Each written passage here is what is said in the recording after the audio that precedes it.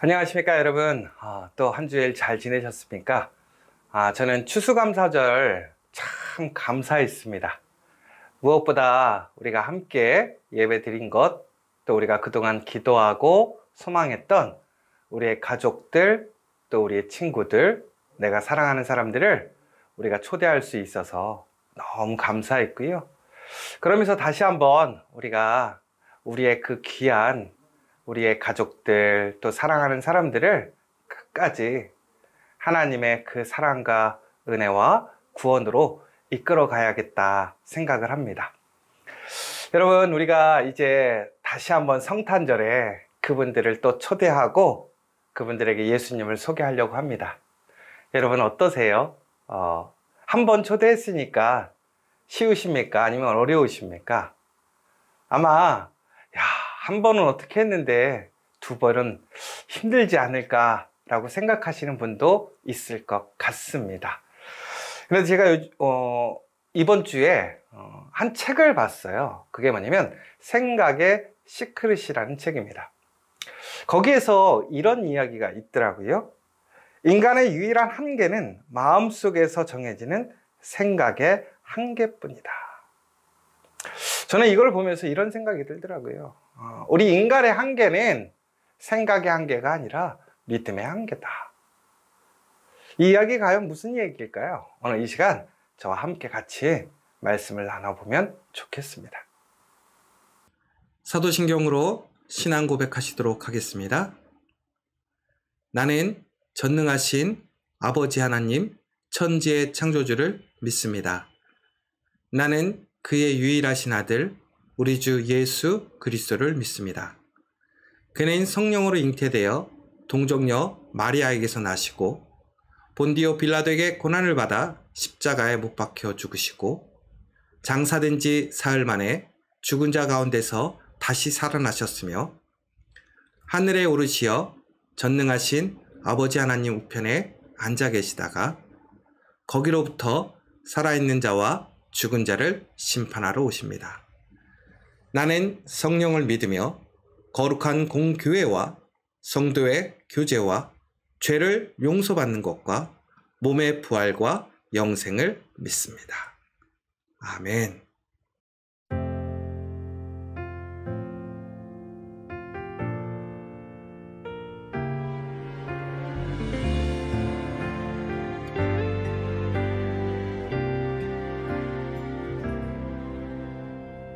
주께서 주신 모든 시간 헛된 것 없네 그 어느 것도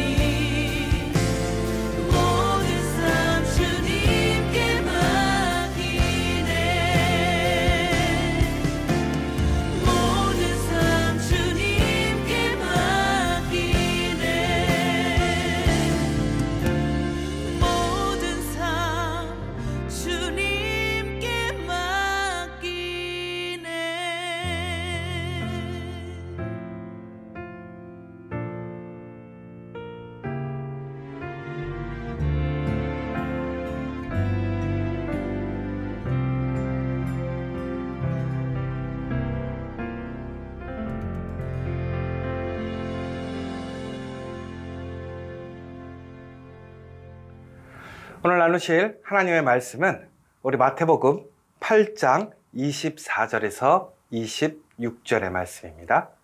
우리 같이 함께 한 목소리로 봉독하도록 하겠습니다.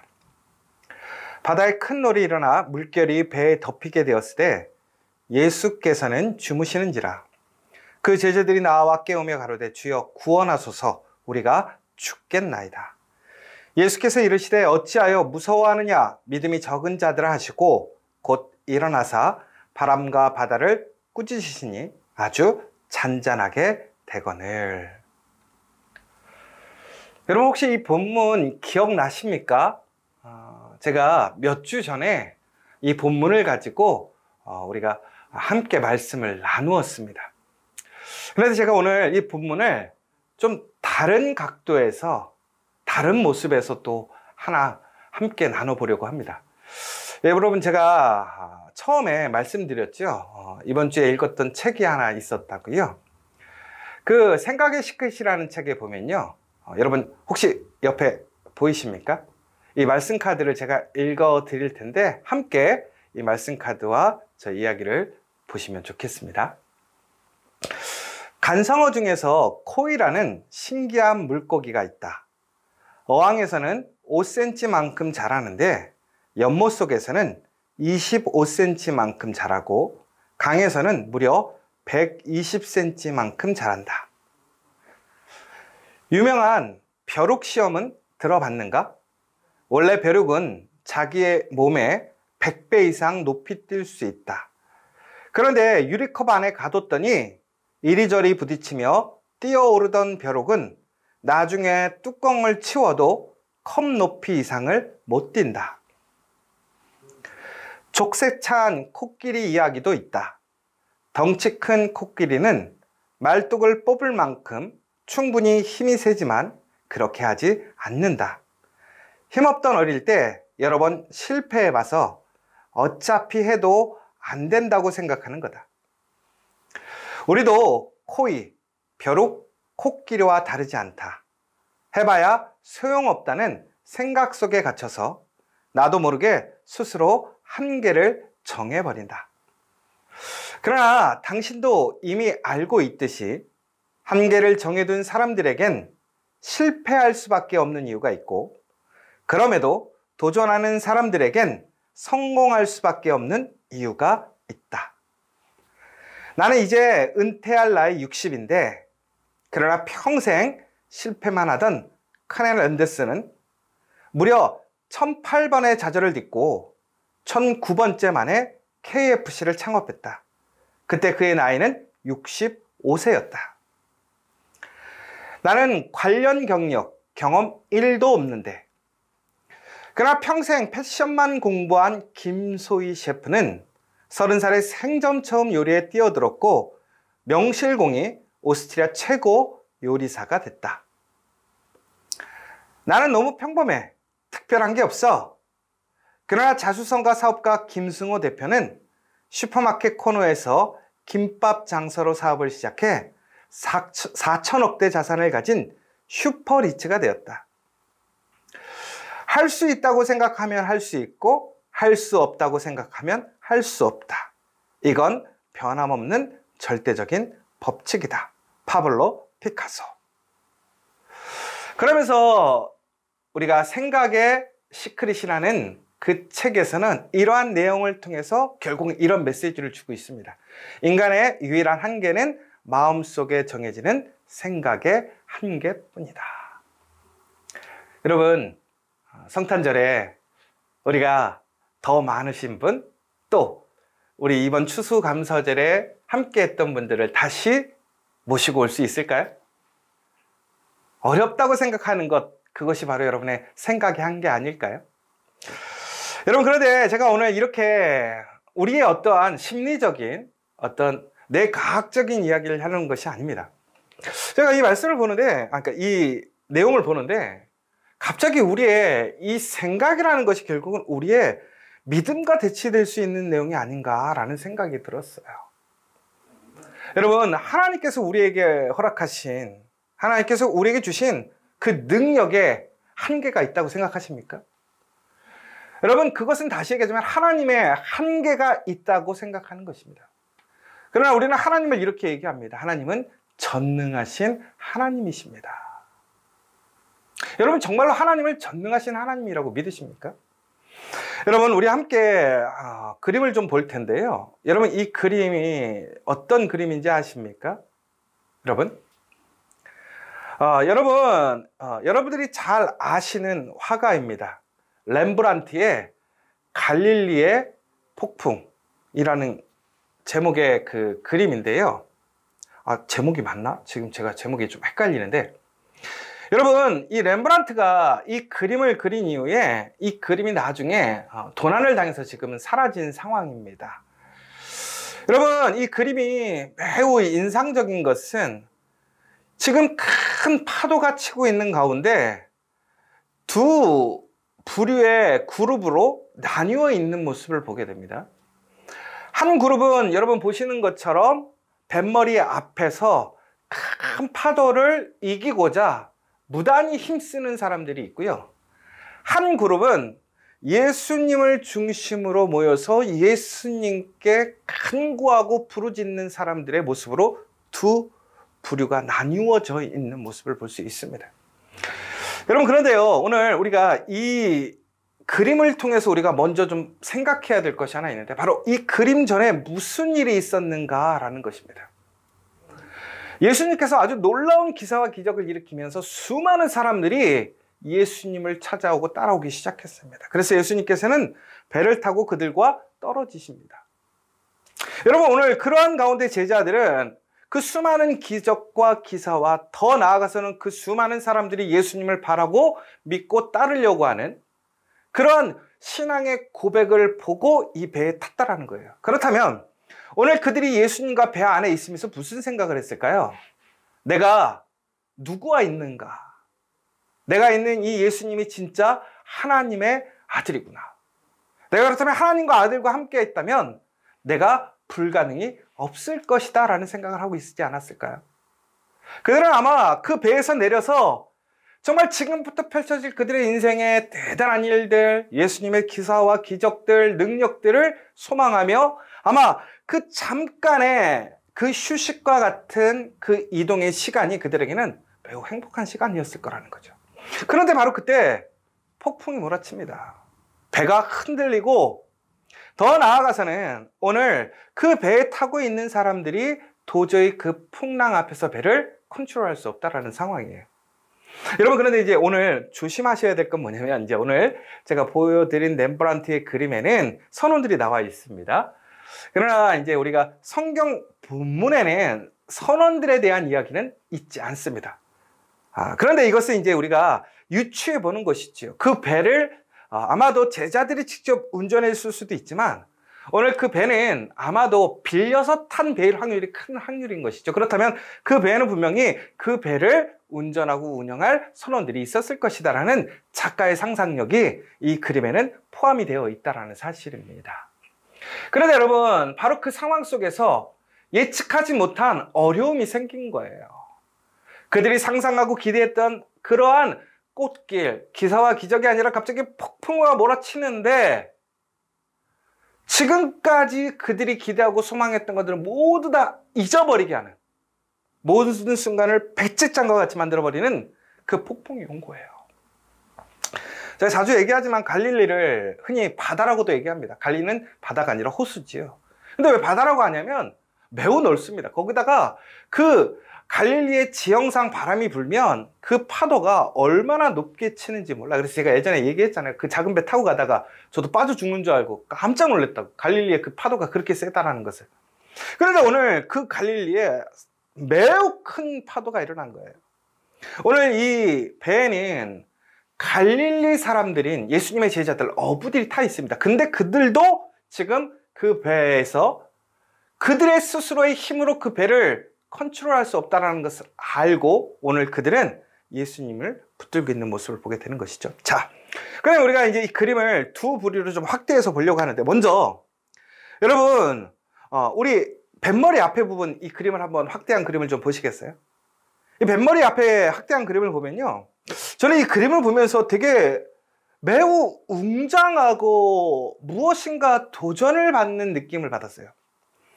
이 선원들을 보십시오. 이 선원들은 큰 파도가 몰아쳐 오는데 그 파도 앞에서 지금 그들은 어떻게 하든 그들의 기술과 능력을 통해서 그 파도를 이기고자 무단히 힘쓰는 모습이에요.